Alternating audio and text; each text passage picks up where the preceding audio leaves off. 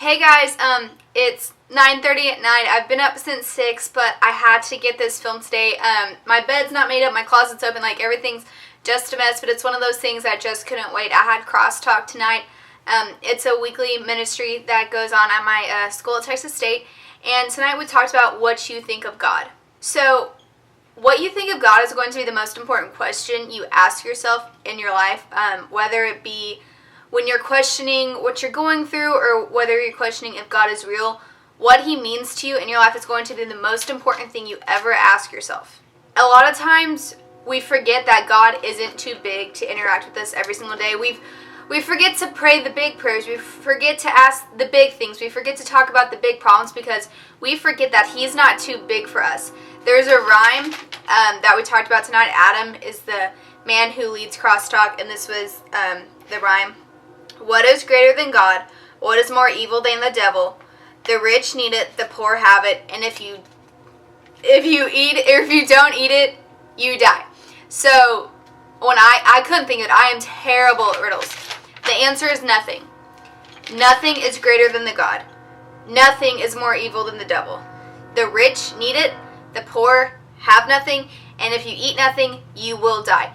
And that's just a reminder that, like he said, don't forget to pray the big things. Don't forget to ask about the big things. God is not too big for you and I. He has blessed us with his presence. He has blessed us with his forgiveness and everything that he puts in our life. So don't forget about the bigger picture. Another thing to ask yourself is, when would you not want God to open the door and walk in? And when Adam said this, I was like, what kind of sermon is this going to be? Like, this is getting really deep really quick, y'all. Like, this was in like the first 10 minutes. I was like, oh, it's one of those sermons. All right. But it's really an eye-opener. When would you not want God to walk in? Because even in those times when you're sinning, when you have guilt and when you have shame, he is still there and he is ready to forgive you. He won't leave us alone here. Again, nothing is greater than God. And Romans 8:38 through 39 talks about that. Neither death, nor life, nor angels, nor rulers, no power, nor present, nor things come, nor height, nor depth. Nothing can separate us from the love of God and the love and forgiveness that he offers up to us. Mark 2 talks about, I know all of you know this story, it's about the paralyzed man whose friends brought him through the ceiling because the home that Jesus was in was too full, and God blessed him and gave him the ability to walk again. And what goes with that is he has forgiven us so that we can walk in his presence again. And he has forgiven us and he has saved us. Again, we just have to let him into our lives. We have to let him into our hearts, and we have to recognize it. It's almost always just sitting there and we don't recognize it, and we're like, God, do this, God, do that, blah, blah, blah. We just have to recognize it because it's literally sitting right there, right in front of us. But who are we to know that? Because we are not willing to pay attention, and we're not willing to take that extra step to realize that he is always there. He has already forgiven us. He forgave us before we were even born. He has already done everything we're ever going to ask of him. We just have to walk toward him and realize it. You aren't alone. You have God, you have your friends, and you have strangers. Sometimes the easiest people to talk to are strangers. So let someone hear your emotions. Give them your mat. Let them carry your mat to God, and then let God take over. Or do it for somebody else. Sometimes strangers are just the easiest people to talk to. They don't know your story. They don't know you.